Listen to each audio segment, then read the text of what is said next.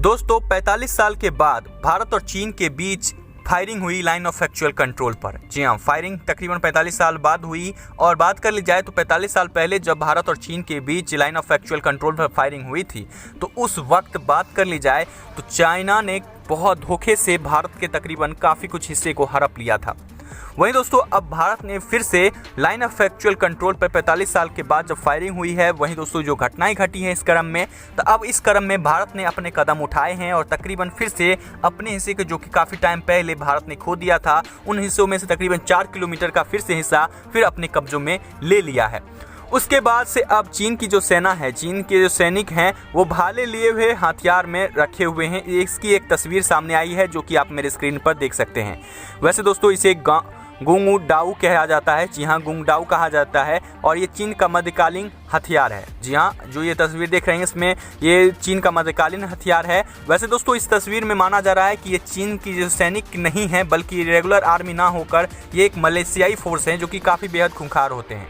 वैसे दोस्तों बात कर ली जाए तो दोस्तों अब चीन की सेना, यानी कि चीन समझ चुका है कि उनकी सेना भारत के सैनिकों के सामने नहीं टिक सकती और इसीलिए उसने मलेशियाई फोर्स को हायर किया है और भारत के सैनिकों को वहां से हटाने के लिए, जी हाँ, भारत के सैनिकों को वहां से हटाने के लिए वहां चीन की सेना को हटाकर वहां मलेशियाई फोर्स को हायर किया गया है, जो कि वो काफ़ी बेहद खूंखार होते हैं और वो भारत के सैनिकों को वहां से हटा देंगे। लेकिन दोस्तों भारत के जो सैनिक हैं वो वहां से पीछे नहीं हट रहे हैं और वहीं दोस्तों भारत मुंहतोड़ जवाब देते हुए नजर आ रहा है और अपने हिस्सों को कब्जे में लेते हुए नजर आ रहा है।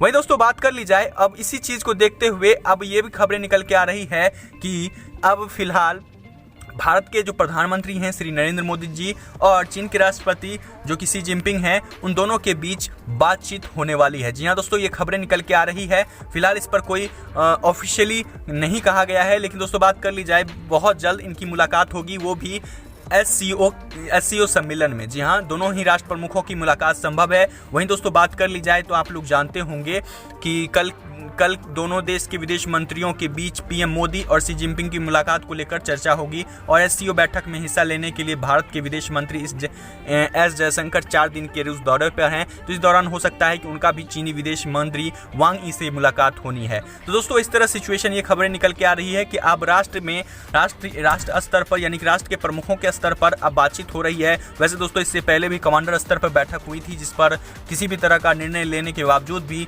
सभी जो चीनी सेना है वो पीछे नहीं हट रही थी और इसीलिए भारत भी अपने जगह से नहीं हट रहा था, ना ही भारत मुंह तोड़ जवाब देने के लिए खड़ा था।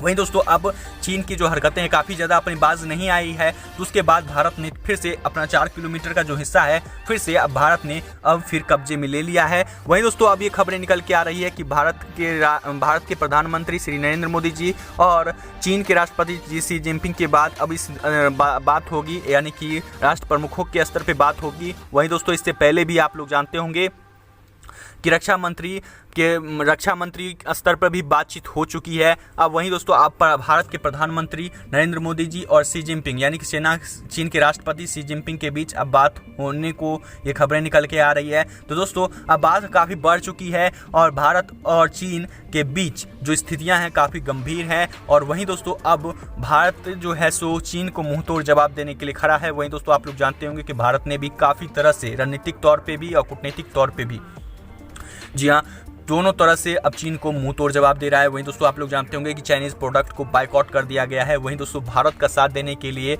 अमेरिका, ऑस्ट्रेलिया और बात कर ली जाए ब्रिटेन जैसे देश हैं। वहीं दोस्तों अब काफ़ी सारे और यहाँ तक कि जापान भी भारत का साथ दे रहा है। यहाँ तक कि जापान ने तो ये ऑफ़र दे दिया है कि जो भी कंपनी, जो कि जापान की कंपनी है, वो अगर भारत में शिफ्ट होती है तो उन्हें पुरस्कृत भी किया जाएगा। तो दोस्तों इस तरह की ये खबरें निकल के आ रही है, जिसको लेकर अब चीन काफ़ी बौखला उठा है और ऐसे में वो तरह तरह की कदमें उठा रहा है। वहीं दोस्तों अब भारत मुँह तोड़ जवाब देने के लिए खड़ा है और वहीं दोस्तों भारत ने तकरीबन 4 किलोमीटर के हिस्से को अपने कब्जे में भी ले लिया है। वैसे दोस्तों भारत के इस रिएक्शन को लेकर और चाइना का मुंह तोड़ जवाब देने के लिए जिस तरह का रिएक्शन लिया है या एक्शन लिया है, उस पर आपका क्या रिएक्शन है, नीचे कमेंट्स में अपनी ओपिनियन जरूर शेयर कीजिए। साथ ही दोस्तों अगर आप इस चैनल पर नए विजिटर हैं तो चैनल को सब्सक्राइब कीजिए और चैनल के साथ बने रहिए।